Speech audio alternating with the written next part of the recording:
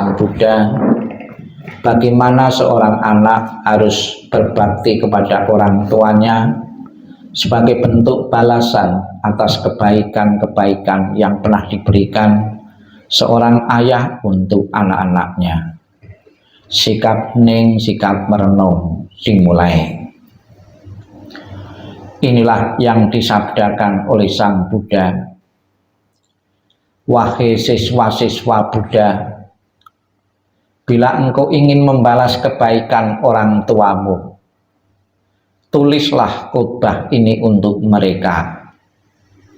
Kumandangkanlah khotbah ini untuk mereka. Bertobatlah atas pelanggaran-pelanggaran dan kesalahan-kesalahan demi mereka. Untuk kepentingan orang tua, berikanlah persembahan kepada agama. Demi orang tua, patuhlah kepada perintah untuk hanya memakan makanan suci dan bersih. Demi orang tua, biasakanlah berdana dan mencari keberkahan. Bila engkau dapat melakukan ini, engkau adalah anak yang berbakti. Bila engkau tidak melakukannya, engkau adalah orang yang akan menuju pada alam sengsara. Sabbi satta bhavantu sukhitata. Semoga semua makhluk hidup berbahagia dan sejahtera. Sikap ning, sikap merenung selesai. Sadu, sadu, sadu. Terimalah salam di dalam Dharma. Namo Sang Hyang Adi Budaya, Namo Buddhaya. Namo Buddhaya. Pertama-tama saya mewakili tim doa dari Wihara Budayana Surabaya Putat di nomor 1, ikut mengucapkan bela sungkawa, ikut berduka atas meninggalnya almarhum Bapak Joni Ngadi. Ditinggal kematian orang yang sudah berkumpul sekian puluh tahun untuk segera merelakan, mengikhlaskan, tidaklah gampang, tidak mudah.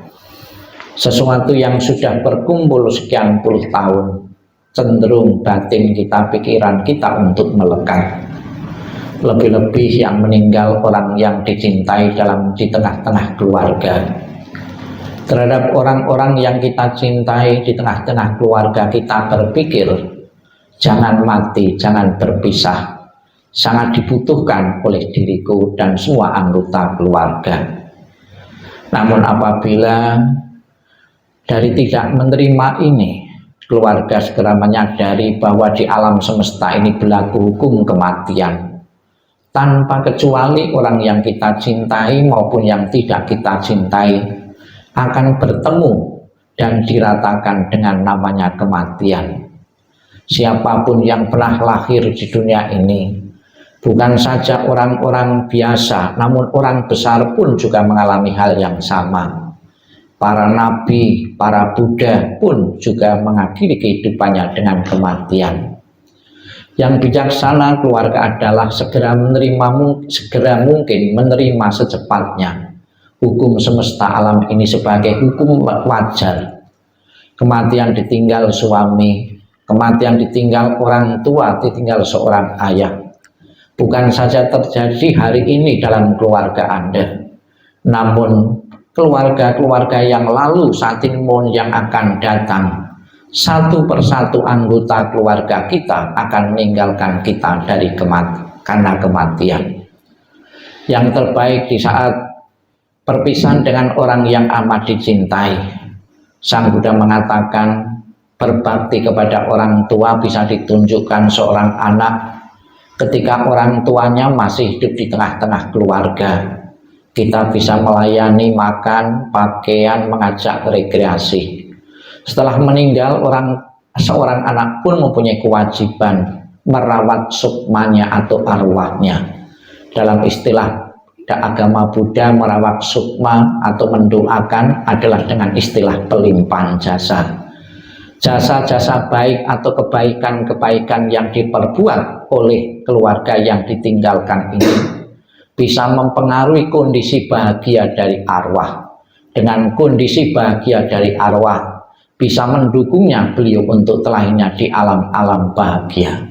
Namun sebaliknya, apa yang dikerjakan oleh keluarga yang ditinggalkan tidak terpuji, tercela, juga akan mempengaruhi kondisi arwah, memiliki kondisi yang tidak bahagia, akan sedikit banyak mendukungnya telakinya di alam-alam kurang menguntungkan. Sebagai tanda bakti dan hormat, tetap menghormati jasa dan pengorbanan orang tua seorang ayah. Pada kesempatan ini sisa kremasi akan dititipkan di tempat yang layak ini.